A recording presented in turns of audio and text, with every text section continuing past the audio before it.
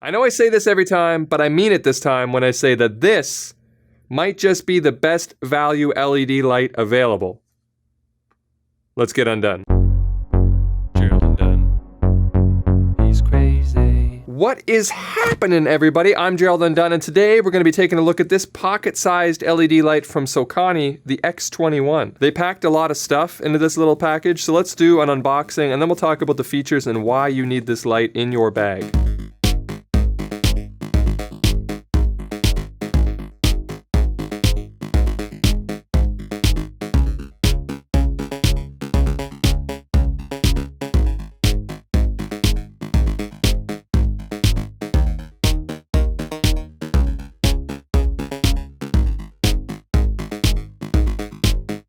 Alright, so let's talk about some of the features and make the obvious comparisons to the Aputure M9. But first, a little disclaimer. I did want to let you know that this is not a sponsored video. Sokani did send me this unit for review free of charge, but they did not pay me to make this video, so my opinions are obviously my own. Also, I wanted to let you know that I was able to fit everything you saw in the unboxing, except for the gels, because I didn't want to crinkle them up and cram them in there, into this little bag, which is great. Just 2 zippers, and it's really soft and nice, and I think for the price that we're paying here, this is a really great little value add. So let's unpack it and we'll talk about what we got. So we've got the light, and it comes with 2 sort of magnetic, there's a CTO and a diffuser, and they just magnetize to the front of it there, and I think you can use the diffuser one to hold the gels on, and then the CTO one just clips onto that, so that's pretty great.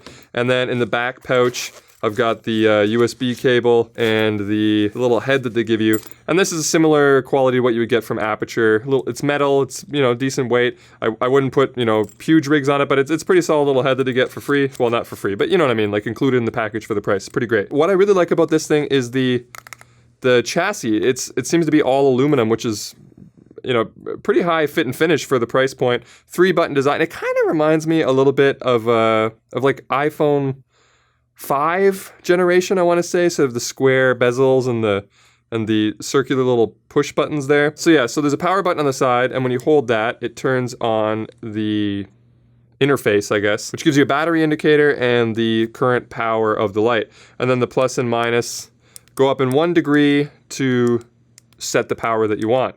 And then once you press the power button again, that actually turns the light on, and then power again turns it off. You have to hold it down to shut the device down or boot the device back up, but then it's just sort of a single tap to turn it off and on.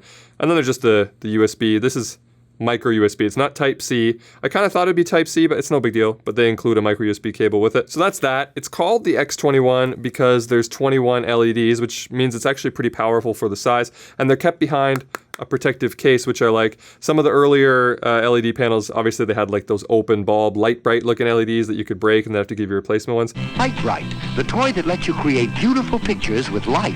Light bulb not included. This covering piece of like plexi or whatever it is mixed with the aluminum, I think makes this a pretty rugged little device. So just before we power it on and give it a test, let's give it a quick comparison to the Aputure products, because Aputure has some great products, some well-known products in this pocket size, credit card size LED light. They've got the M9 and then now the MX.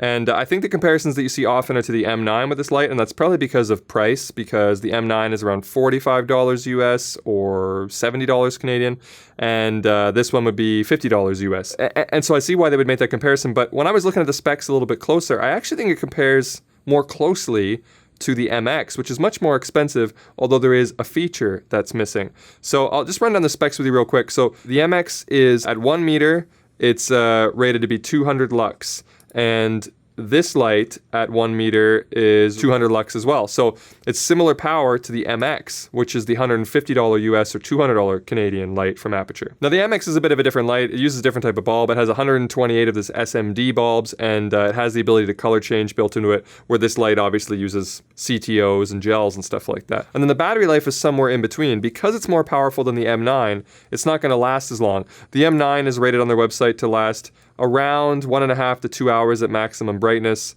where I assume that this one would be more in the half hour to 1 hour at maximum brightness, which is similar to the MX. So I would like to think of this one in terms of trying to figure out where to place it. It's I think, better than the M9 in most ways at this price point, because at the $50 price point, this is more powerful. It's, I think, a better build. You've got a lot more sort of like features with it, and I like the display and all the information there. You know, your battery bar and the 1% increments and stuff like that. Those are all better. Where I'm pretty sure that the M9 just kind of has like a 9-step power increase. This is by 1%, so it's great. So in that way, it makes it a lot like the MX. But the MX is 3 times more expensive than this one for essentially just the ability to color change, and it has, you know, a couple more modern features, like it has the Type-C USB connection, and you know, it came out very recently from Aputure. But other than that, this is basically just like the non-color changing version of the MX for 1/3 of the price. So I think in that way, it's definitely beats the M9. And the comparison is definitely should be put more on the MX. And I think for 1/3 of the price, this is definitely the best buy. At $50, I don't think I've ever seen a better light for $50. I'm just going to put it that way. Okay, now let's stop talking about comparisons and we'll get into a little bit of a test here. So right now, this light that's hitting me, that my key light, is it's a big LED panel. But what I'm going to do is I'm going to put this little guy on a light stand here, and we'll see how well it works as a key light. I mean, this is not what this is for. Obviously, this is much better of like a kicker or doing some fun accent stuff with. But we'll put it on here anyway, and we'll just give an idea of just how powerful it can be. Let's turn off this light so you can see what it looks like. This is just my screen that I had some of the specs up on. This is the only light that's coming in now, and the screen's kind of working a little bit like a fill. This is all you see, okay? And then let's turn on the little guy here. Oh, there's an interesting little fact. So after a little while, it shuts down, probably to save battery life. So now you can't just tap it on and off. I'm sure that if it was fully on, it wouldn't shut off.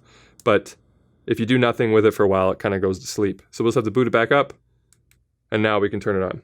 And this one is at 5500K, I believe, naturally. And then if you put a CTO on it, it should probably take it down to about 3200. Let's put on just the little mini diffuser that comes with it. There we go. So I don't have the angle exactly the same. This is at 60% power, by the way. So let's crank it all the way up and see. I think that's it. Let me have a look at the back of it. Yeah, so now we're at 100%. And I'll put it a little bit further away to give it sort of an equal test. Okay, so the angle may not be exactly the same, and there's not going to be as much of like sort of an overall, because I'm filling the umbrella with the other light, right? So it's making sort of a much bigger look. Looks like this again. So kind of, you can see the whole thing going on, right? But this is it for just a little pocket-sized guy at 100%. That's what it looks like. All right, so I got this little guy running at about 40% power right now. And then we've also got all these different gels that we can use. And then we also have the CTO, which, yeah, it gives it kind of a, I think it's supposed to be right around tungsten there. But then if we take off the diffuser that comes with it, I think that we can use this to hold one of the gels on. So let's go with one of these purple ones, because that seems like fun.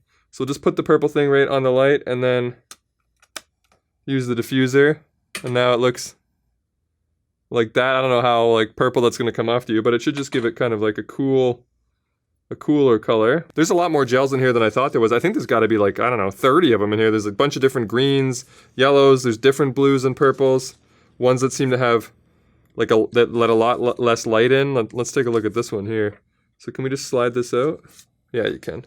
Because that last one was pretty transparent. So, whoa. So that one's really, really, really blue. And then they also have like a red one. So these are pretty cool. I mean, this is what I think the whole point of the light is. Obviously, you can play, throw a little color on something, but it's more just for like accenting, putting a little, you know, funky colors in certain shots, hitting the highlights a certain way, changing the colors of the speculars when doing anything from portraits or product photography. I think that something like just having this in your camera bag would be really useful. Or even if you just wanted just the daylight, just know, I just need a little bit extra light over here. I want to pop it under here, bounce it off of that. I think that's what it's for. But I guess if you're really in a pinch, you could use it definitely as a little bit of fill light if you don't have something set up or you gotta get in a tight spot. And then it also comes with that little head that I was showing you earlier that has a little cold shoe mount on it, so you could run it on top of your camera as a bit of a video light, like an on-camera video light as well. So I think at $50, this is probably the best value light available right now. I think it's an exceptional value, and I actually really, really like the light and the design and all the features and everything that came out. I think it's great. So I'll throw some links in the description if you guys want one. Check those links out. You can get one for yourself. And that's going to be it for me. So I hope you found this video helpful or at least entertaining. And if you did, make sure you leave it the old thumbs up. Consider subscribing if you haven't already. But if you did not find this video helpful or entertaining, feel free to hit the dislike button twice. All right, I'm done.